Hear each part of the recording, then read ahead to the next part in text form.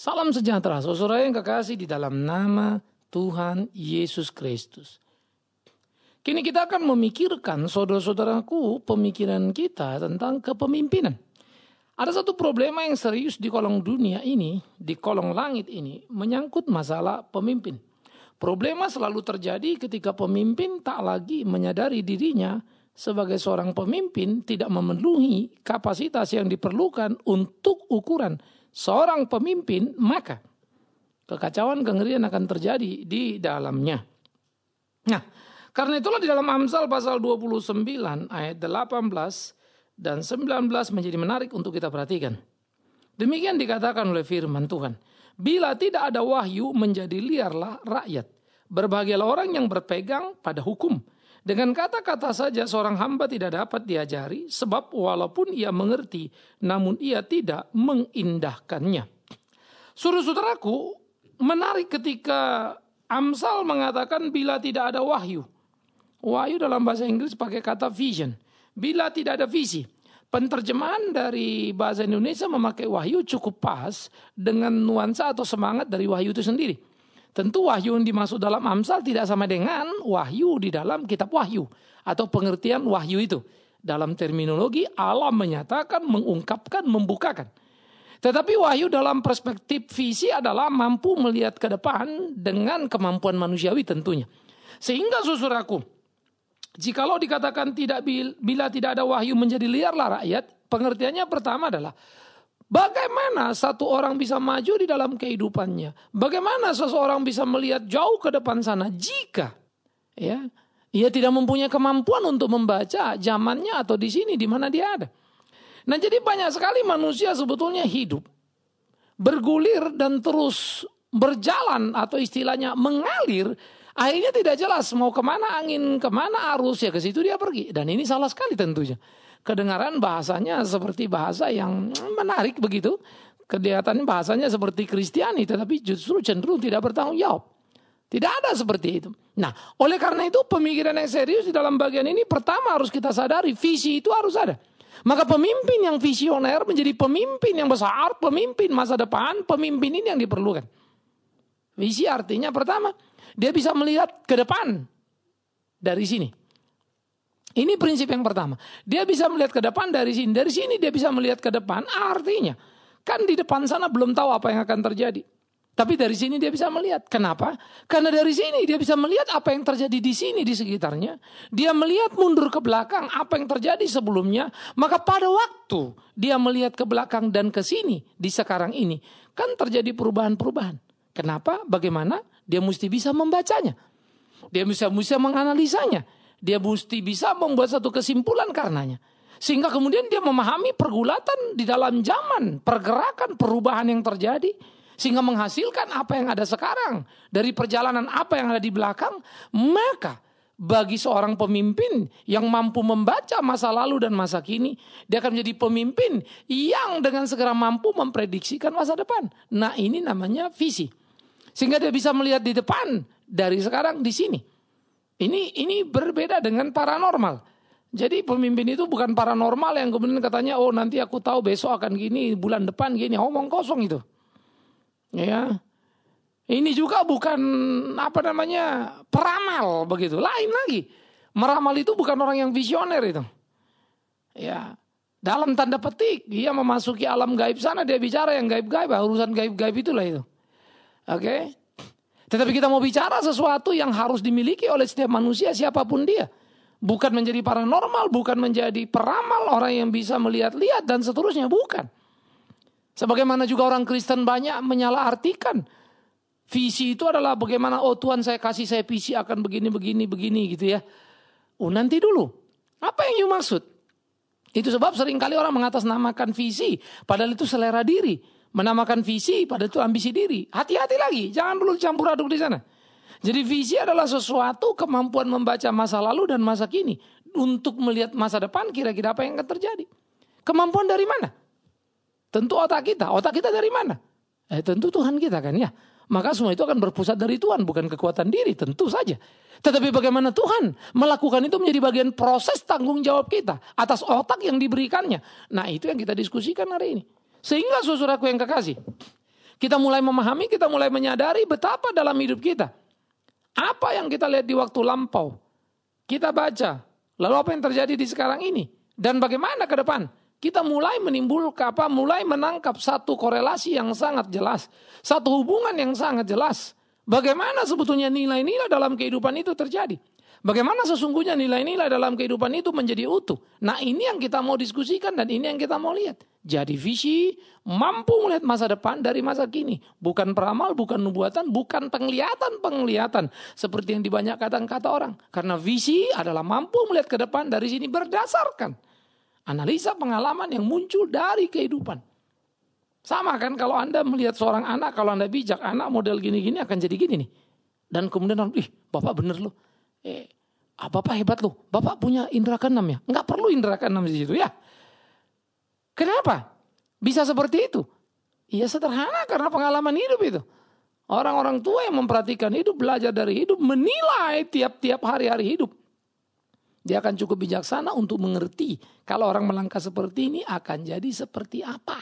Guru-guru yang bijaksana akan tahu murid-muridnya ini mana yang akan jadi, mana yang enggak jadi, dia bisa baca. Tapi banyak juga guru yang tidak tahu menahu urusan itu. Karena konsentrasi dia habiskan kurikulum, terima gajinya, selesai sudah. Jadi tidak ada pikiran dia urusan apa itu sama murid. Ya dia bilang hantu belau itu gitu kan ya. Nggak mau tahu aku kira-kira begitu. Ngapain mesti kupikirkan? Nah itu menjadi salah. Oleh karena itulah saudara-saudaraku yang kekasih. Memahami masa depan itu menjadi sangat penting. Karena dikatakan bila tidak ada visi menjadi liarlah rakyat. Karena memang tidak bisa dibayangkan. Kalau kita berjalan dari sekarang menuju ke depan tanpa tahu apa yang terjadi. Maka mana kita tahu apa yang harus kita persiapkan. Oleh karena itu hidup ini bisa jadi kayak malapetaka terus menerus.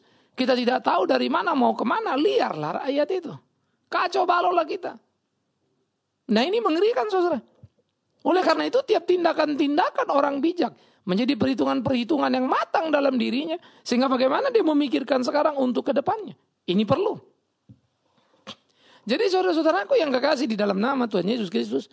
Bagian-bagian seperti inilah harusnya kita lakoni dalam kehidupan kita. Yang kita jalani dalam hari-hari kita. Sehingga kita bisa melakukan apa yang menjadi kehendak Tuhan kita. Sehingga di dalamnya sungguh nama Tuhan dipermuliakan. Nah ini kan jadi penting. Nah oleh karena itu. Mari kita melihat tadi bagian tadi. Apakah ada visi? Kemampuan melihat yang nun jauh di sana. Dari sini. Sehingga dengan demikian kita tahu bagaimana melangkah. Kemana kita akan melangkah. Dan apa yang akan terjadi di depan kita sudah bisa memprediksi. Sehingga kalau terjadi kita tidak menjadi kaget dalam diri kita. Karena kita sudah siap, sudah mengantisipasinya. Maka akan ada tertib bukan? Akan ada hidup yang teratur bukan? Orang tidak lagi akan liar, tidak mau tidak bisa berbuat seenaknya. Karena kita tahu kalau orang berbuat seenaknya misalnya, kita bisa kacau negara. Supaya nggak kacau, kita tendakkan hukumnya. Maka kita mendisiplin sana, mendisiplin di sini. Terasa berat, terasa sakit. Tetapi demi di depan supaya kita aman dan tenang.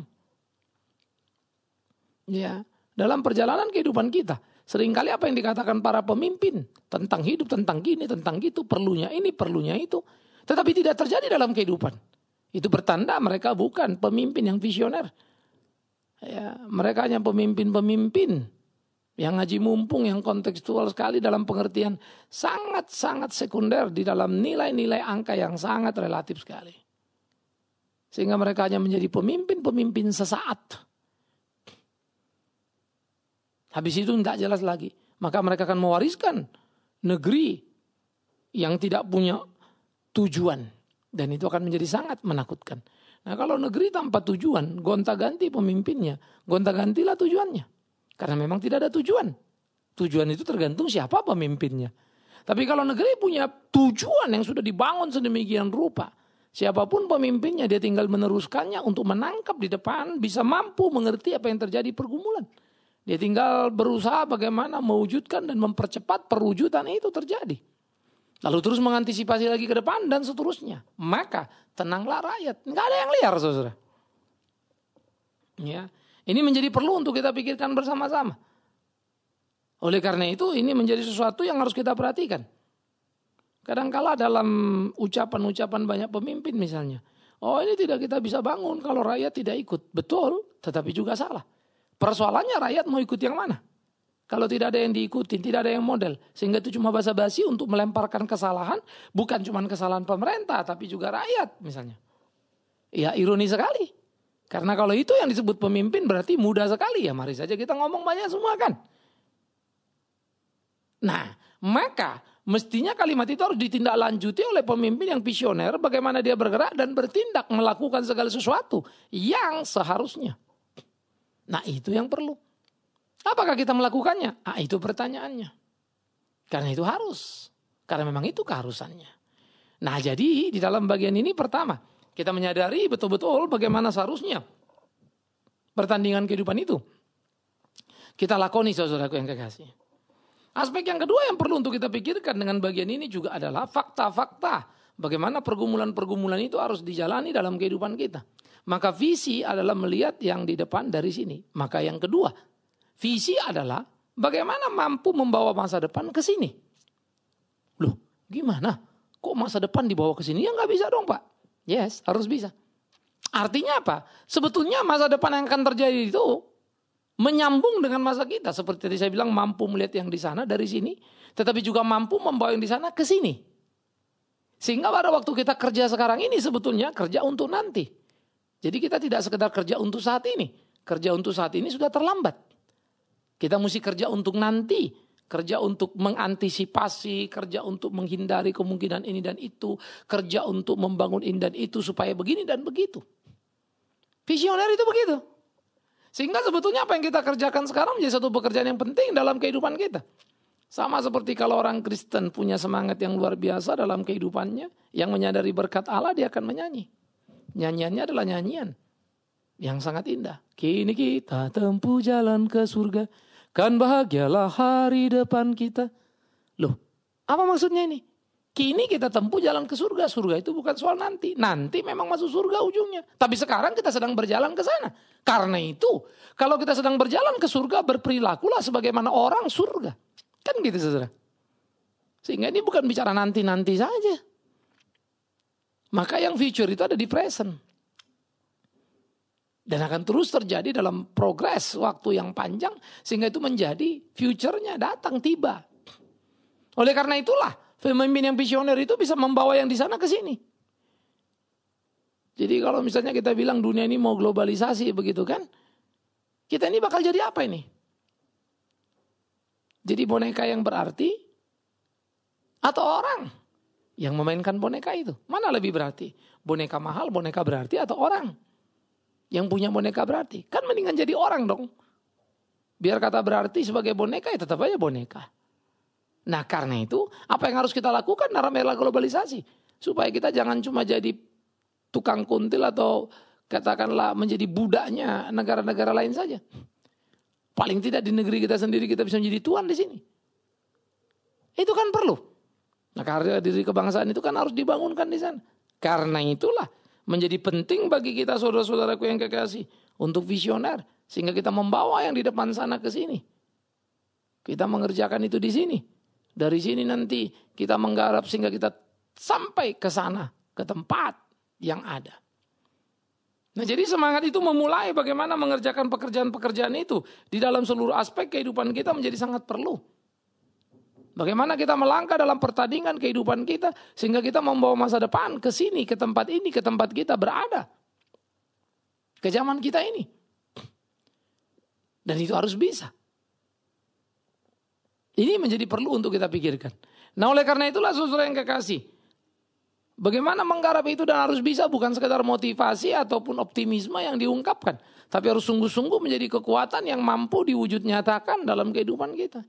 Nah itu perlu sekali. Jadi bagaimana membawa masa depan ke sini? Tetapi ada aspek yang ketiga yang tidak kalah penting untuk kita perhatikan. Bagaimana membawa masa kini ke depan? Wow. Apa bedanya membawa masa depan ke sini atau membawa masa kini ke depan? Orang yang visioner itu jadi mengerjakan yang di depan itu di sini kan. Oh jadi aku harus bikin apa. Tetapi orang yang visioner juga mengerjakan di sini untuk di depan. Artinya connecting yang menjadi sangat tepat. Ia mempunyai pandangan wawasan yang sangat luas. Sehingga sama seperti yang saya bilang tadi, bukan soal kini tapi nanti. Semangat itu pada dua aspek menjadi kuat. Mampu menyambung ke depan dan juga menjadi pelopor di depan. Maka kalau dikatakan mampu menyambung ke depan tadi, membawa masa depan ke kini. Tapi kalau membawa masa kini ke depan, artinya dia leader, dia memimpin. Dia mampu melewati semua orang. Sehingga sebetulnya kegerakan dia diikuti semua orang, ide dia diikuti semua orang, pendapat dia diikuti semua orang. Nah, ini yang menarik, saudara. Menjadi leader, menjadi number one di dalam seluruh aspek kehidupan. Nah, itu pemimpin yang visioner. Maka apapun terjadi sebetulnya, atau dari manapun dia start untuk memulai perbaikan pembangunannya, tidak mungkin tidak bisa. Itu pasti bisa. Tapi awas, itu pasti bisa. Bukan sekedar motivasi atau ungkapan slogan tok. Sehingga banyak sekali orang bilang itu pasti bisa, tapi nggak bisa-bisa. Apanya yang bisa? Maka diukurlah dari ukurannya. Andai kata tuntas dipandang dari semua sudut pandang yang ada, pasti bisa jadi berbeda. Karena akhirnya bisanya dipandang dari perspektif siapa.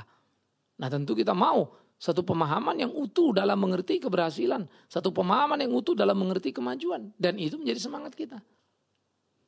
Oleh karena itu, saudaraku yang kekasih, perlu pemikiran-pemikiran serius di dalam keimanan kita. Bagaimana kita melakoni hari-hari kita supaya sungguh-sungguh apa yang kita lakukan adalah kita lakukan.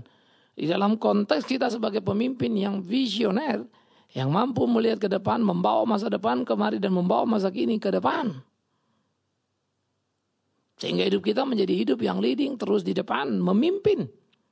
Hidup kita antisipatif karena kita tahu apa yang akan terjadi. Kita mampu melihat ke depan dan tidak ketakutan. Karena kita sudah mengantisipasi. Maka dengan demikian tentu rakyat yang dipimpin oleh pemimpin yang visioner akan mengalami ketenangan yang luar biasa. Karena mereka punya kepastian dalam melangkah. Kemana mereka mau pergi. Maka rakyat yang dipimpin oleh pemimpin yang visioner akan menjadi rakyat yang mengalami ketenangan yang sangat luar biasa. Dan ada kegairahan yang hidup di kalangan rakyat. Keyakinan yang begitu kuat bahwa kita ada di depan dan memimpin. Ya, kita seringkali dengar slogan-slogan. Dulu kita dikatakan bangsa kita tinggal landas. Ternyata tidak salah. Yaitu tinggal landas bukan tinggal landas dan pergi ya. Tinggal di landasan. Enggak kemana-mana. Ya kita sering lagi mendengar kita akan jadi bangsa yang besar. Kita akan mampu ini, kita akan mampu itu. Seakan-akan kita mau maju lalu negara lain itu enggak maju-maju rupanya. Sehingga kita bisa ada di depan. Mimpi yang terlalu besar. Tapi kalau kita bilang gitu lalu ada yang bilang, wah ini bukan mimpi. Kita mesti punya optimisme. Punyalah kau optimisme. Tapi punyakah kau cara mewujudkan optimismemu? Yang kedua, adakah bekal cukup pada dirimu, skill maupun keinginanmu? Itu persoalan lagi. Sehingga akhirnya kita lebih banyak terjebak pada kata-kata mutiara saja. Tentang kepemimpinan itu sendiri tidak mampu bergerak. Itu ironi. Nah jadi saudara yang kekasih, camkan pikirkan bagian-bagian seperti itu. Bagaimana seharusnya kita menjadi pemimpin yang misioner, yang mampu melihat ke depan. Ini terjadi di dalam rumah tangga kita, bagaimana kita memandang ke depan rumah tangga kita. Bagaimana kita memandang masa depan anak-anak kita dan mempersiapkannya di kekinian masa. Dan bagaimana membawa anak-anak kita untuk melihat ke depan, membawa yang dari depan ke sini, ke kehidupan mereka. Sehingga mereka familiar dan dengan tenang melangkah untuk menggapai kemenangan demi kemenangan dalam kehidupannya. Itu amat sangat perlu. Saudara dan saya harus bisa. Atau kita hanya jadi pecundang yang menonton, membaca tulisan orang tanpa pernah bisa berbuat apapun dalam kehidupan. Hanya terkagum-kagum tapi tak pernah berkarya. Ironis bukan? Setiap kita manusia diberi potensi oleh Tuhan untuk berkarya dalam hidup kita. Sejauh mana kita menghargai semuanya itu? Setiap kita sebagai anak manusia diberi kemampuan memandang ke depan. Itu sebab Tuhan pernah menyindir orang-orang Yahudi. Kalian bisa melihat tanda-tanda alam. Tapi bagaimana kalian tidak bisa mengenali kebenaran? Yes. Kita lihat mendung, kita tahu akan hujan. Tidak perlu dokter untuk hal itu. Anda tidak perlu jadi sarjana karena itu. Semua orang tahu. Dulu orang tidak punya pendidikan tinggi. Tapi mereka bersatu dengan alam, bersahabat dengan alam. Sehingga mereka tahu. Kalau alam ada kecenderungan begini, ini artinya apa? Suara monyet tidak terdengar, artinya apa? Burung kok lari terbang, artinya apa? Mereka tahu. Bukankah seharusnya juga kita mampu, saudaraku, Untuk membaca tanda-tanda, bukan saja alam tetapi zaman, bukan saja zaman tetapi kerohanian. Kemana dunia sedang berjalan? Dan akan buntu di mana dan akan hancur di mana? Saudara dan saya sangat perlu untuk memikirkan itu. Sehingga dengan demikian saudaraku yang kekasih di dalam hukum Tuhan. Dengan pemahaman yang benar itu, kita akan memenangkan pertandingan kita. Kita nggak akan jadi pecundang, bukan? Tetapi jika tidak, kita tidak lebih, tidak kurang, hanya pecundang saja dalam kehidupan ini. Alangkah ironisnya, alangkah menyedihkannya. Oleh karena itulah, menjadi manusia yang visioner, pemimpin yang visioner, menjadi mimpi dan harapan dunia. Tanpa itu, kita bukan apa-apa. Kita harus mau maju ke depan. Tapi sekedar perbandingan saja buat saudara. Banyak mungkin pemimpin yang visioner bisa melihat ke depan untuk memajukan ekonomi rakyatnya. Tetapi belum tentu mampu membaca ke depan kebahayaan yang datang mengancam bagi hidupnya. Anggaplah seperti global warming misalnya. Semua negara bicara global warming. Tapi pada hakikatnya hidup dan gaya hidup membuat mereka harus memenuhi segala sesuatu gaya hidup. Akibatnya mereka melanggar apa yang mereka tahu. Ironis kan? Nah jadi ini bukan sekedar saja tahu kepada tanda-tanda zaman. Tetapi tahu juga kepada risiko yang akan bisa terjadi akibat dari sebuah gaya hidup yang kita jalani. Nah kalau seperti ini semua orang Kristen, betapa indahnya, betapa luar biasanya. Maka gereja akan tahu betul apa yang sedang terjadi dengan gereja, akan kemana gereja ini ke masa depan. Kalau saya ditanya, menyedihkan kondisi gereja masa kini. Ke depan entah seperti apa lagi kita. Karena gereja seringkali lebih banyak mampu hanya mengcopy dari berbagai dimensi aliran yang datang. Gereja sangat dipengaruhi oleh ilmu psikologi. Padahal gereja seharusnya mewarnai psikologi. Tetapi terbalik yang terjadi. Gereja sangat diwarnai oleh trik atau gaya-gaya dunia, organisasi dunia. Ya, model-model hiburan dunia masuk ke dalam ibadah. Sehingga kita sudah mirip dengan dunia, cuma beda judul lagunya dan Tuhan Yesus yang disebut namanya. Sangat tidak visioner. Mau kemana kita? Sebuah pertanyaan yang serius. Tapi yang pasti kita mesti belajar untuk menjadi visioner guna bisa menjawab segala tantangan zaman. Sehingga hidup kita menjadi hidup yang berkenan kepada Tuhan, memuliakan Tuhan. Dan orang tahu memang kita sungguh adalah ciptaan Tuhan yang unggul itu. Ciptaan Tuhan yang ditebusnya, yang diberinya kuasa, yang diberinya hikmat untuk mengelola alam semesta. Semoga Anda memikirkannya. Amin. Mari kita berdoa. Tuhan, kami bersyukur, kami berterima kasih untuk apa yang kami renungkan. Jadikan kami pemimpin yang visioner. Supaya dimanapun kami berada sebagai orang tua, pribadi, di tempat kerja, apalagi sebagai pemimpin. Kami sungguh-sungguh dimampukan memandang masa depan oleh pertolongan Tuhan. Dan membawanya ke masa kini. Dan belajar menganalisa, mengkonek waktu lampau dan kini. Apa yang harus kami lakukan ke depan. Sehingga pikiran, putusan kami menjadi sangat bijaksana. Dan kami boleh menjadi saksimu di tengah-tengah kehidupan di dunia ini. Terima kasih ya Tuhan. Mampukan kami oleh belas kasihan-Mu. Supaya nyatalah kasih dan kuasa-Mu di hidup kami. Ya Tuhan kami. Ampuni juga pula kami. Jika selama ini kami lalai. Untuk mencitrakan hidup yang adalah gambar dan rupa Allah itu. Terpujilah Engkau Tuhan kami, tolonglah kami. Berbelas kasihanlah kepada kami. Dalam nama Tuhan Yesus kami berdoa. Amin.